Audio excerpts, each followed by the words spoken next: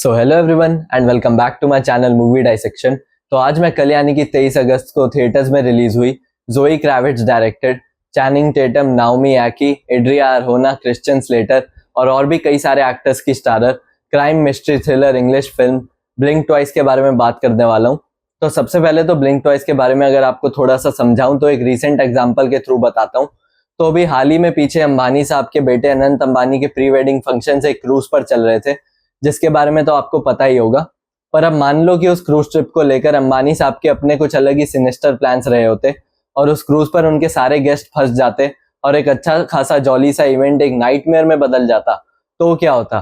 तो लगभग कुछ इसी तरह का इस फिल्म का मेन प्रेमाइज भी है, जहां पर स्लेटर किंग नाम का एक टेक बिलियनियर फ्रीडा नाम की एक कॉकटेल वेट्रेस और उसकी दोस्त जेस से अपने फंड रेजिंग गैला पर मिलता है और उसके बाद वो इन दोनों वेट्रेसेस और साथ ही में कुछ और लड़कियों को फन टाइम और पार्टी प्रोवाइड करने का प्रॉमिस कर अपने प्राइवेट आइलैंड पर इनवाइट करता है। पर उस आइलैंड पर पहुंचने के बाद इन लड़कियों को रियलाइज होता है कि जिस तरह से इन्होंने इस वेकेशन को इमेजिन किया था, चीजें उस तरह से निकलकर सामने बिल्कुल भी नहीं आती है और इन लड़कियों के साथ वहां पर कई सारी अजीब चीजें होना शुरू हो जाती है और ये लड़कियां कई सारी चीजें भूलने भी लग जाती है और इनके दिमाग पर भी एक अजीब सा असर होने लग जाता है।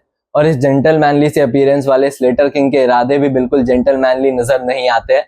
तो फिर क्या ये लड़कियां इस आइलैंड से निकल पाएगी या फिर इसी आइलैंड पे इनका दी एंड हो जाएगा? इस क्यू का ये तो आपको इस फिल्म में देखने को मिल जाएगा।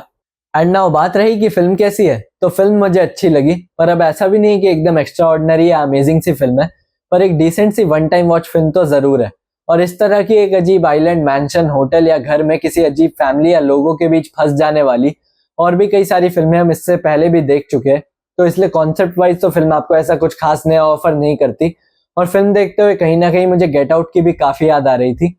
पर अब भले ही फिल्म में मुझे ऐसा कुछ खास नयापन महसूस नहीं हुआ, पर कुछ चीजें हैं जो फिल्म में मुझे अच्छी लगी, जिनके बारे में मैं बात करना चाहूंगा। जैसे कि फिल्म के क्लाइमैक्स में जो कार्नेज मचता है वो मुझे काफी पसंद आया और साथ ही में फिल्म के क्लाइमैक्स में एक ट्विस्ट भी है जो कि अच्छा है। पर अगर आप फिल्म के शुरुआत से ही हर एक डायलॉग पर ध्यान दे रहे होगे तो मे बी आप उस ट्विस्ट को पहले से गेस भी कर लो, पर अगर ना भी कर पाओ तो भी वो अपनी जगह पे सही तरीके से लैंड तो करता ही है। और फिल्म में चिक्स और चिकन्स के बीच में एक कनेक्शन भी ड्रॉ किया गया है जो कि आपके सामने बिल्कुल भी परोसा नहीं गया और आपके अपने आप नोटिस करने के लिए छोड़ा गया है, जो कि काफी अच्छी बात है। और इस फिल्म में भी स्त्री 2 की तरह ही पेट्रियार्की और नारी शक्ति के बीच एक कॉन्फ्लिक्ट दिखाया गया है और फिल्म पावर अब्यूज, फॉरगेटिंग और फॉरगिविंग जैसे टॉपिक्स पर भी बात करती है और यूनाइटेड विमेन पावर को रिप्रेजेंट करती है। और ये फिल्म ज़ोई क्रेविट्स की डायरेक्टोरियल डेब्यू फिल्म है, जिन्हें आपने इससे पहले रॉबर्ट पैटिंसन की द बैटमैन में सेलिना काइल के रोल में देखा होगा। तो इस फिल्म में उनका डायरेक्शन मुझे अच्छा तो लगा, पर वही बात है कि उनका डायरेक्शन भी कई अलग अलग डायरेक्टर्स के स्टाइल से इंस्पायर्ड लग रहा था, जिसकी वजह से उनका अपना एक खुद का स्टाइल नहीं नजर आ पाया। पर हालांकि अगर हम इस बात को साइड में रखें तो वैसे उनका डायरेक्शन अच्छा है। और फिल्म 2 घंटे की है और पूरी फिल्म के दौरान कई सारी अजीब अजीब चीजें चलती ही रहती है और एक स्ट्रेंज सा माहौल बना रहता है जिसमें आप इन्वॉल्व भी रहते हो, तो इतना तो है कि आप बोर नहीं होगे।